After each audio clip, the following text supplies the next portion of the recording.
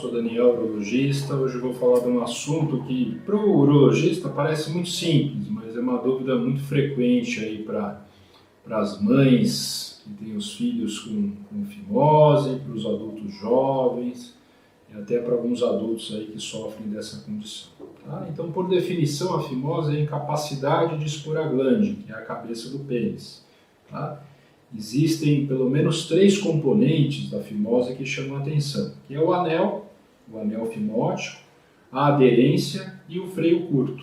Tá? Então, muitas vezes o paciente consegue ter exposição da glande, mas tem um anel que aperta o corpo do pênis, e outras vezes ele consegue expor, mas tem um freio muito curto que machuca. Tá? Então, bastante atenção para outros detalhes que não só a exposição da glande. Existe uma classificação, desde o mais fechadinho até o mais aberto.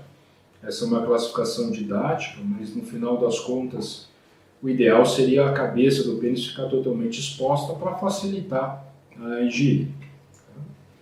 90% das crianças, dos meninos, nascem com fimose. Isso tem uma explicação para proteção de contaminação com as fezes. Tá? A gente não tem a toalete completa nos primeiros anos de vida, então a fimose teoricamente protegeria a entrada de bactérias para o canalzinho da urina.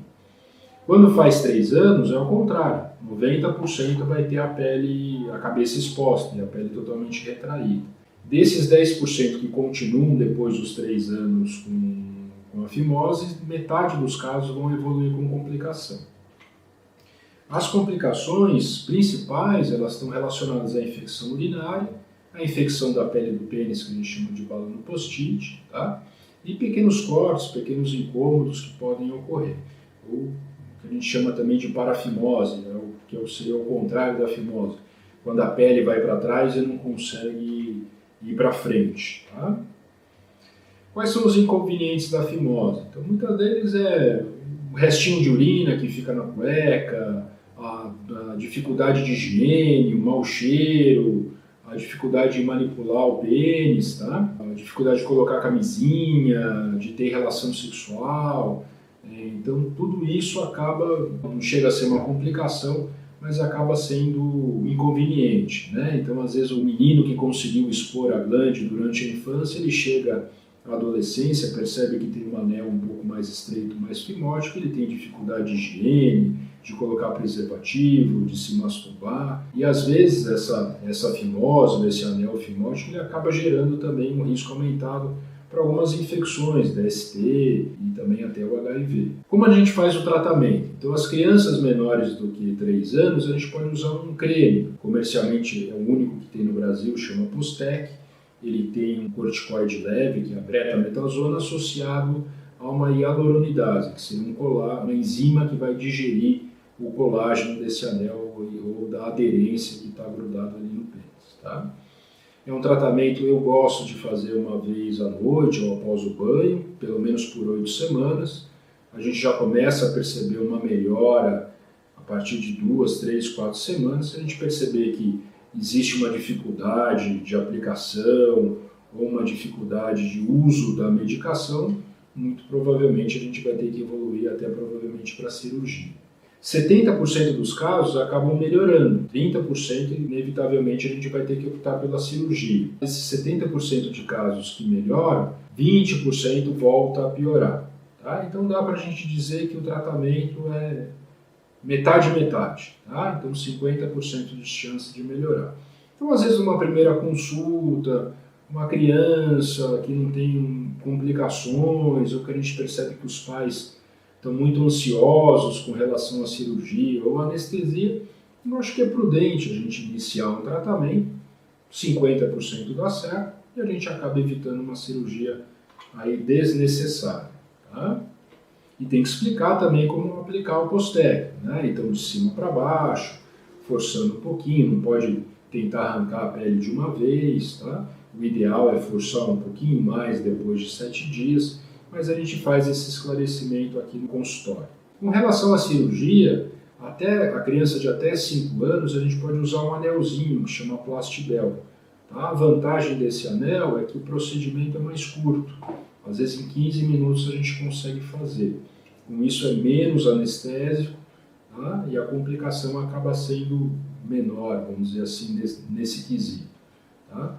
Esse anelzinho ele cai a partir de 14 dias. Como ele é um fiozinho que amarra esse anel, o aspecto da cicatrização se torna mais homogêneo, não fica a marca de pontos, tá? Então tem uma vantagem estética também para esse tipo de cirurgia. Quando a criança tem acima de 5 anos, ou mesmo menor do que isso, sendo um desejo dos pais, a gente pode fazer a cirurgia tradicional com ponto. Tá? Os pontos caem sozinhos a partir de 14 dias. Um roteiro, vamos dizer assim, da cirurgia da fimose é o jejum de 8 horas, interna 1 a 2 horas antes no hospital, é levado para o centro cirúrgico. Quando é criança, os pais podem acompanhar a indução anestésica. Muitas vezes é colocada uma máscara na frente do rostinho da criança, que vai ter um gás fazendo ela adormecer. Depois pega uma veia, injeta um remedinho para ela relaxar um pouco mais e eu faço anestesia na base do pênis. Tá? Essa anestesia na base vai evitar que a criança tenha dor no pós-operatório imediato. Tá? Se faz a cirurgia e a criança fica na recuperação anestésica. Assim que ela acordar, pelo menos um dos pais vai estar próximo dela, um cuidador. Com isso ela fica mais segura e o pós-operatório evolui mais tranquilamente. É dado analgésicos, um ibuprofeno, paracetamol, uma novalgina, tá? E a criança recebe alta 4 horas depois.